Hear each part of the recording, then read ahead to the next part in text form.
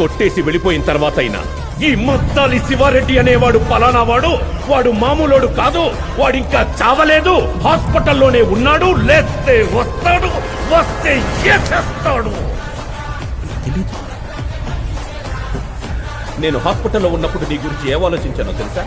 శివారెడ్డి నుంచి ఎలా తప్పించుకోవాలి, ఎక్కడ దాక్కోవాలి అని పారిపోయి ఉంటావు. నిన్ను పట్టుకోవడానికి ఎక్కడెక్కడ వెతకాలి, ఎన్ని రోజులని వెతకాలి అని ఆలోచించాను. కానీ నువ్వేంట్రా, అసలు ఈ మద్దాలి శివారెడ్డి అనే వాడే నీ లైఫ్ లో లేనట్టు, వాడితో అసలు నీకేమీ జరగనట్టు హ్యాపీగా బైక్ వేసుకుని హైదరాబాద్ మొత్తం ఇంత నార్మల్ గా ఇంత కూల్ గా ఎలా తిరుగుతున్నావురా నువ్వు?